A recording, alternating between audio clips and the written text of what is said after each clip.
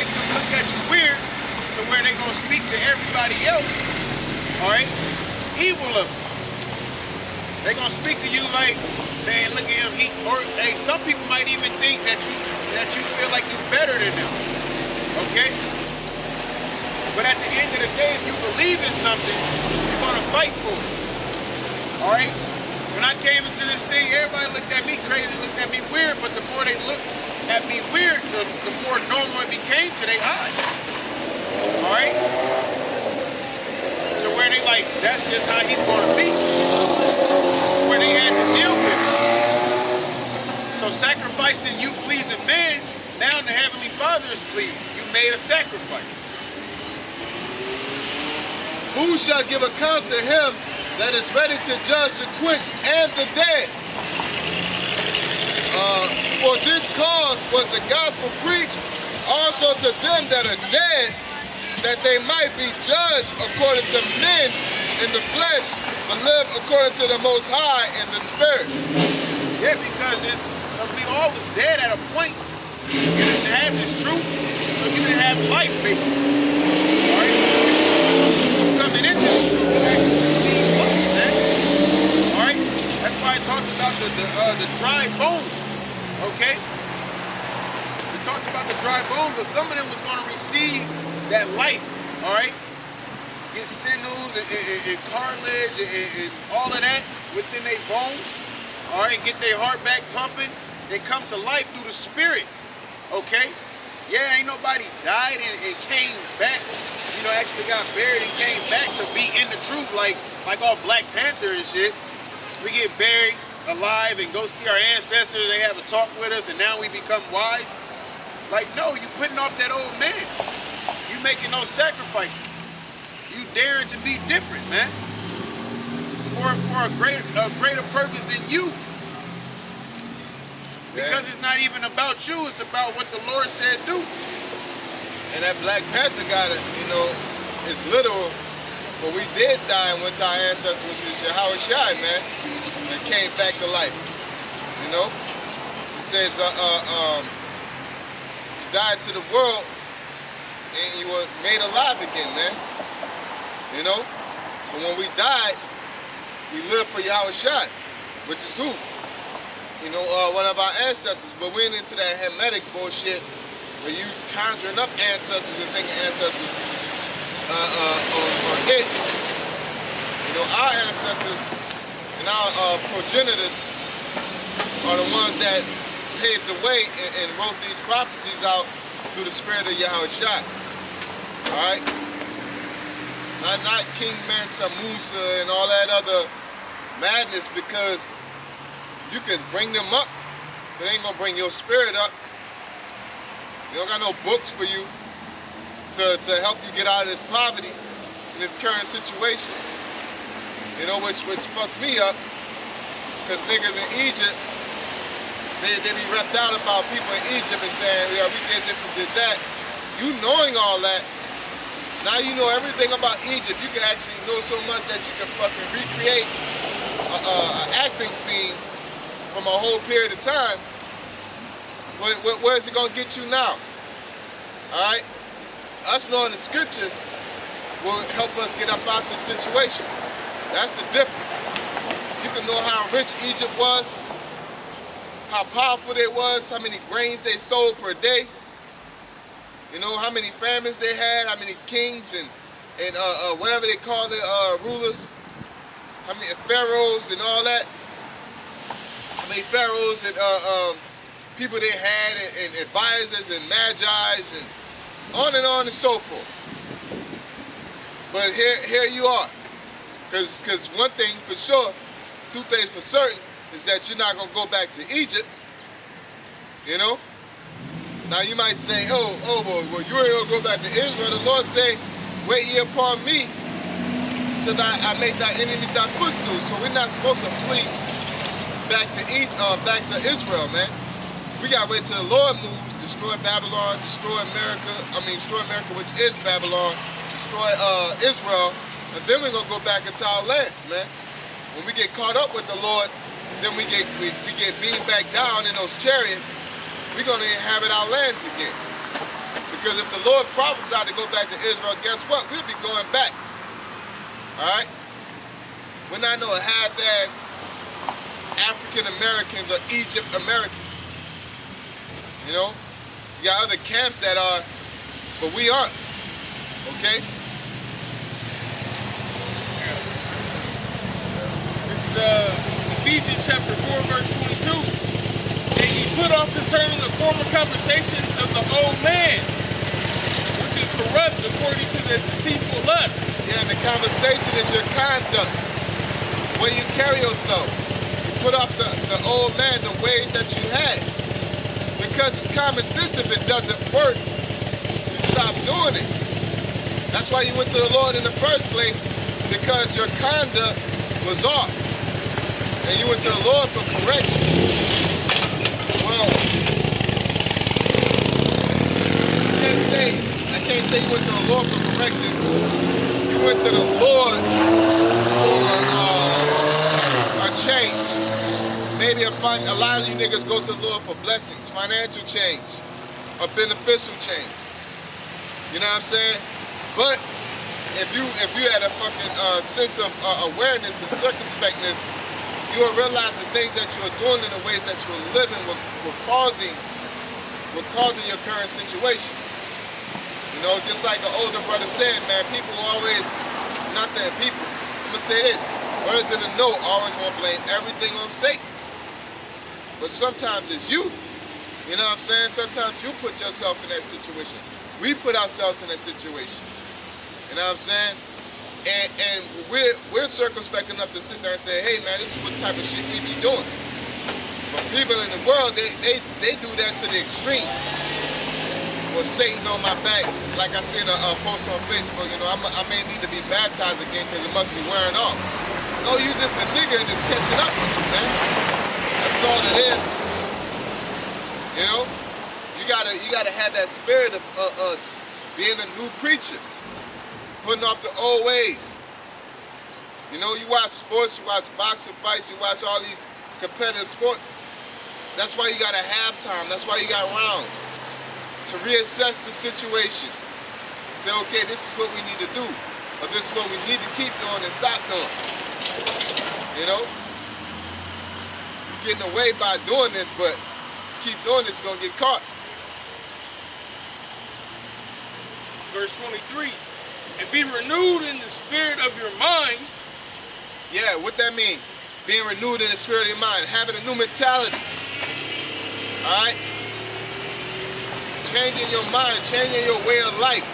Your way of thinking. You know, too many people, you come in this truth, or they come in and try to get on the other side of the gun line and be over here. And then they come to us with worldly ideas and try to implement it with the truth. What y'all think about rapping and pushing it out there? I think people wake up to that. No, you're supposed to be renewed in your mind, man.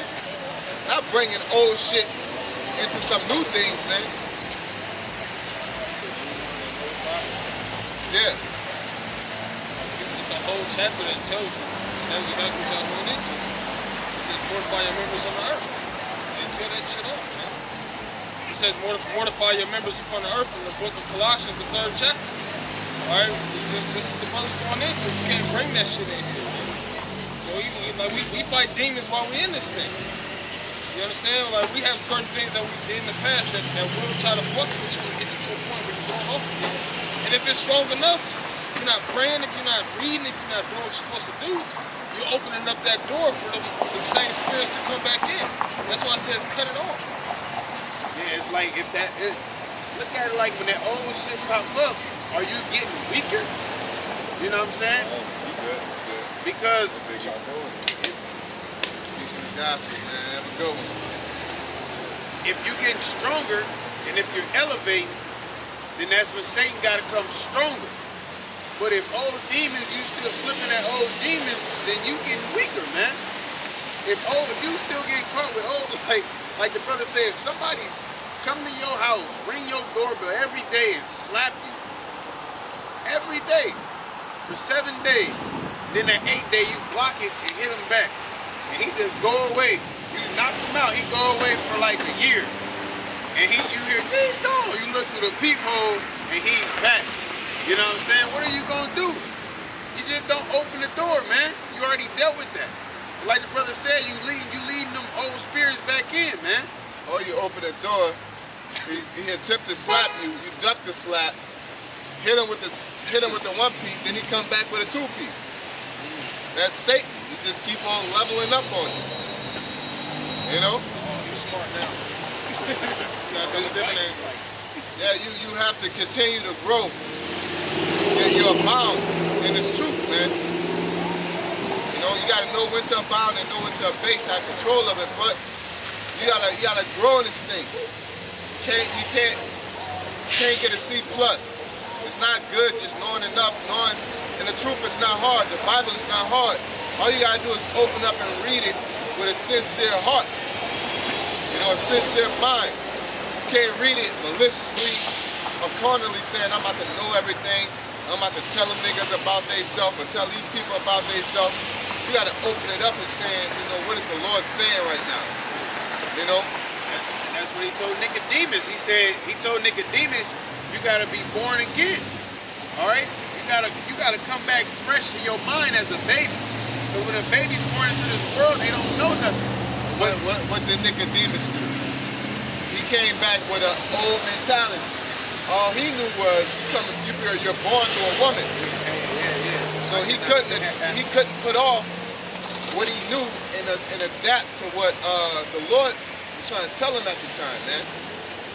That's why the Lord was breaking it down really for us. That you got to put off the old man. You got to become a new creature. A newborn baby is a fresh person. You know, you can't bring no old ass ideas, man. Hey, cause us coming in this as babes, all right, like you think of a baby being born, they don't know nothing, right? They only know what you teach them and what they see, what they hear, what they taste, you know what I'm saying, what they smell, those type of things. So the same thing when you come in this and you reborn, all right? You have the elders, you got the apostles, you learn from them. Those are our parents through the Spirit, man, all right? Those are our parents through the Spirit. So the things that they know, they was teaching us, and we soaked it in. All right. So now we living this new life as a new creature, as a newborn babe, man. And what also does it say? That you gotta have that need of milk. All right, because the brother mentioned coming in this thinking you're gonna know everything. That's the steak. That's the chicken. All right, you gotta wait on that, man. Take that sincere milk so your bones can grow. So you can stand up and walk on your own first, all right? Instead of trying to come in and have steak and you ain't got teeth, man. You're gonna choke on it.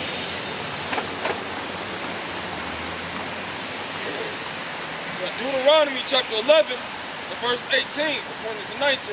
It says, therefore shall ye lay up these my words in your heart and in your soul, and bind them for a sign upon your hand, that they may be as frontlets between your eyes. And you shall teach them your children, speaking of them, when thou sittest down in thy house, and when thou walkest by the way, when thou liest down, and when thou risest up. All day and night, man. All day and night. Meditate upon the scripture, man, day and night. All right? And teach it to your children, every generation. When you go into Sirach, the 30th chapter, that's why I speak about how to raise your child. You don't play with them. You teach them. You tell them things. All right? You gotta be on their neck, basically, man. The reason why I really wanted to bring that out to add on to what you were saying already is that we mentioned that when a child was like very young, that's when their brain soaks in all that information. So this is the reason why it's said that to teach them when they going to sleep, when they're waking up. Because guess what? They're going to soak in that information at a young age. You know what I'm saying? If you teach them the Bible, you teach them the scriptures, how to live right from wrong, then they're going to remember that getting older. But if you ain't teaching them nothing, letting them run around and do what they want to do, then they're going to remember that. Oh, I can do what I want. When they get older, that's what they're going to remember. And nobody never cut them off, man. It's a learned habit at that point. Yeah, exactly. You know, so they teach them. And that's us too, teaching our children the right stuff, man. Because if you ain't teaching them shit at a young age, they ain't gonna know shit.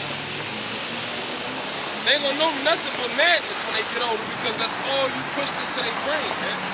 And that's all that they see. They're wide open. They're children. They don't fucking know, man. That's why that's our job as adults, and us proclaiming to be men of the Lord and adults and parents. We teach that.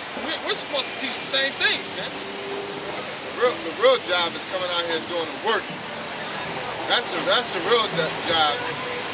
Leading by example, showing, because you know, to an extent you can teach your child, but they still gotta go out in this world. You know, your children see what you do, they do it too. You know what I'm saying? So, you know, really, just hitting the highway, doing the work as a man of the Lord, especially you got a son. You know, opening that Bible up, reading. You know, leading by example.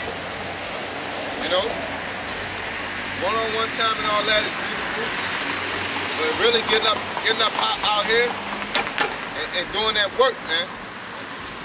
You know, if your mama's a dyke, most likely you're gonna be a dyke. Ain't nothing like she taught you and set you down and indoctrinating you about. Of course, Esau's pushing it too. It just accelerates it. You know, your dad and your mom smoke weed.